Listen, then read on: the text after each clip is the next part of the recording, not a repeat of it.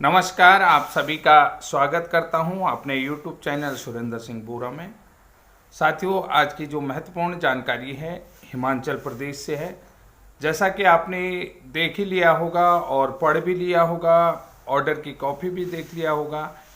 Himachal high court में justice Trilok Singh और justice Satyendra वैद जी ने जो फैसला बीएड के पक्ष में सुनवाया, 26/11/2021 के फैसले को बरकरार रखते हुए जेबीटी टेट में जो है बीएड वाले शामिल हो सकते हैं।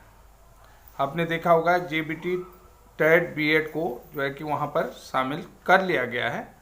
तो साथियों, सबसे बड़ी बात मैं बताता हूँ, क्योंकि हिमाचल प्रदेश से मेरा उतना ही रिश्ता हो गया है जितना अपने उत्तराखंड के लोगों से है। उत्तराखंड के लोगों के साथ बराबर कनेक्टिविटी के साथ साथ हिमाचल के भी लोगों के साथ बराबर कनेक्टिविटी है।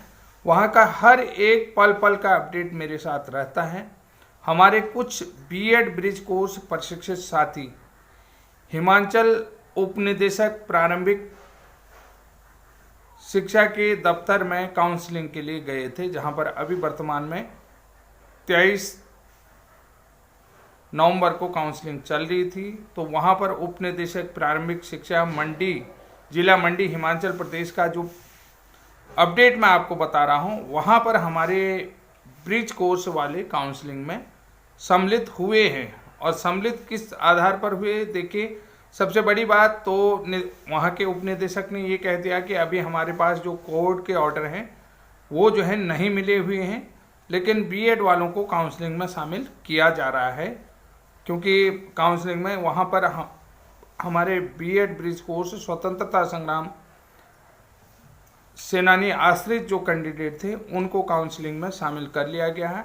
इसके अलावा हमारे ही एक साथी हैं रूपाली शर्मा मैडम को भी काउंसलिंग में अटेंड करने दिया गया है। बाद में हालांकि उनके डॉक्यूमेंट वापस कर दिए, क्योंकि उनको ये कहा गया कि आपका ब्रिज कोर्स जो है 2019 का है और हम जो है कि बीएड वालों को 2016 तक ले रहे हैं। लेकिन जो दूसरे बीएड ब्रिज कोर्स प्रशिक्षित साथी थे वो 2019 के थे और स्वतंत्रता संग्राम सेनानी आश्रितों को 2020 तक ले रहे थे। इस तरीके का उन्होंने अपडेट दिया।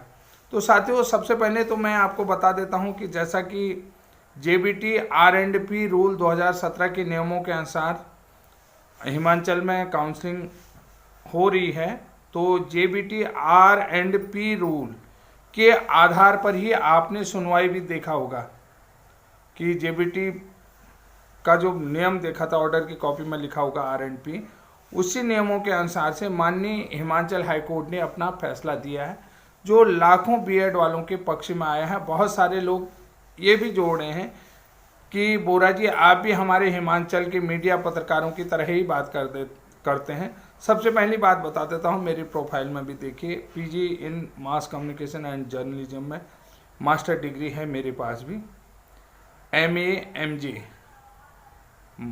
ठीक है, MJ MA जिसको कहते हैं, ये भी कह लो, तो ये मेरे पास डिग्री है। क्योंकि पत्रकारों के बीच में ही पला हूँ, पत्रकारों के बीच में ही डिग्री ले रखी है। शिक्षा समाज दोनों ही चीज़ हैं, एक कानून की डिग्री मेरे पास नहीं है। तो ये भी मैं आपको बता देता हूँ, धीरे धीरे ये भी अचीव हो जाएगी। ऐसा नहीं है कि ये भी मेरे लिए कोई बड़ी बात नहीं है, क्योंकि मेरा अधिकतर इंटरेस्ट जो है कि पढ़ाने में रहता, तो इसलिए जो है कि मैं अभी भी स्कूल में ही ज़्यादातर रहता हूँ। तो साथियों, जो अब मैं बात कर देता हूँ, जो उपनिदेशक से जब हमारे साथियों की बात हुई तो उन्होंने जो है कि जो मार्च 2023 में जो काउंसलिंग हुई थी उसका भी अपडेट दिया हुआ है। उन्होंने कहा कि जो पूर्व में भर्ती निकली हुई है, उसमें बहुत सारे पद बच गए हैं और केवल 50% पद ही भरे गए हैं। समझ रहे हैं आप, 50% भर्ती बचे गए, बाकी के जो बचे हुए पद थे वो सरकार ने कैंसिल कर दिए हैं। तो अब यहाँ पर उनके द्वारा ये डायरेक्शन दिया गया है कि जो पूर्व में बचे हुए पद हैं, तो उनमें अगर आप कोर्ट की तरफ से उन पदों को जीवित कर सकते हैं। सबसे बड़ी चीज़ है कि जीवित तो वो होंगे पद, क्योंकि बैकलॉग में उन पदों को जाना नहीं चाहिए।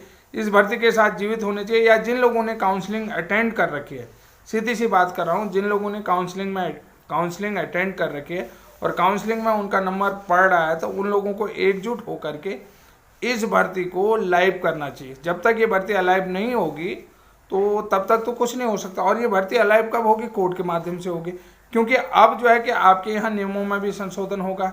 जैसा कोर्ट ने ऑर्डर में कह दिया कि जो भर्ती विज्ञापन है उसमें किसी भी प्रकार की कोई त्रुटि नहीं पाई गई थी। R&P रूल में जो 2021 का है, 26/11/2000 का जो 21 का फैसला है, उसमें किसी भी प्रकार की त्रुटियां नहीं पाएगी। तो अब सीधी सी बात है, जो आपके यहाँ पूर्व में भर्ती की काउंसलिंग हुई, जिन लोगों ने काउंसलिंग अटेंड की थी और जिन लोगों का नंबर आने वाला था, जिन लोगों की ज्वाइनिंग हो गई, वो तो अब यथावत हैं, उनको तो नहीं निकालेंगे। ये तो पूरे भारत के अन्य राज्यों के लिए भी एक बड़ा वो है कि खुशखबरी है, बहुत अच्छी खबर है कि वहाँ भी जो लोग बीएड वाले हैं उनके लिए भी खुशखबरी है कि बीएड लगातार जीत रहा है और सुप्रीम कोर्ट के 11 अगस्त 2023 के बाद जो है बराबर जीत रहा है। छत्तीसगढ़ में भी आपने देखा होगा कि छत्तीसगढ़ में डीएलएड वालों की जो आईए थी, जो है इंटरव्यू थी, उसको एक्सेप्ट कर लिया गया है। और उसके बाद जो है कि छत्तीसगढ़ डीएलएड वालों की बात नहीं मानी। उन्होंने कहा कि ये केस जस्टिस सुधांशु धूलिया के कोर्ट में ट्रांसफ़र हो, उन्होंने वो भी नहीं कहा। उन्होंने कहा जो तीसरी लिस्ट आ रही है उस तीसरी लिस्ट को रोका जाए, तो सुप्रीम कोर्ट ने वो भी उनकी बात भी नहीं मानी। ये चीज़ बहुत सारे उदाहरण आपको दे रहा हूँ कि अगर आपके यहाँ जो पूर्व की भर्ती है उसमें पद बचे हुए हैं, अलाइव हैं, तो हिमाचल प्रदेश वाले ध्यान दें।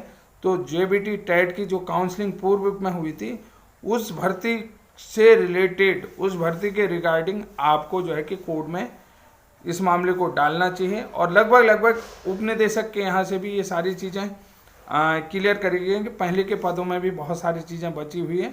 और जो लोग ये मैंने बताया 26/11 के फैसले को बरकरार रखा, उसके आधार पर बहुत सारे लोग काउंसलिंग में शामिल हुए थे, वो लोग जो है नियुक्त हो सकते हैं, उन लोगों की नियुक्तियाँ हो सकती हैं, क्योंकि उनका नंबर पड़ने ही वाला था। इसलिए जो है कि सबसे बड़ी बात मैं ये कह रहा हूँ कि आप दान दक्षिणा से मत डरिए कि अभी जो है कि आपका 1000, 2000, 3000, 4000 रुपया लग रहा है, तो साथ में आपको ज्वाइनिंग भी नौकरी आप जो है कि आजीवन करोगे, तनख्वाह भी मिलती रहेगी, लंबे समय तक तनख्वाह मिलेगी, लंबे समय तक नौकरी करोगे।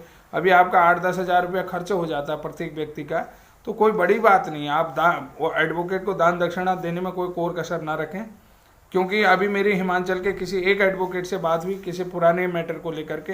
मैंने उनको जो है 23 अगस्त 2010 के एनसीटी के गजट को देखने को कहा, बहुत टाइम तक उनको नहीं मिला। फिर मैंने कहा कि ये रूल देखिए सर, पॉइंट नंबर 3 या 4 में है।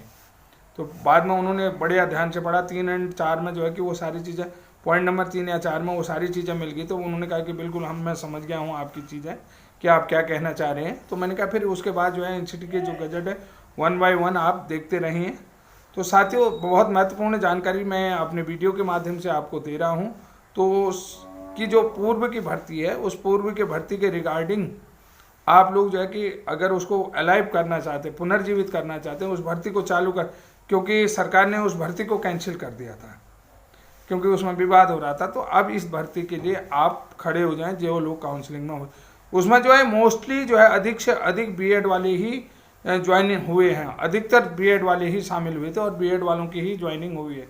तो साथियों, आज की जानकारी आपको कैसी लगी?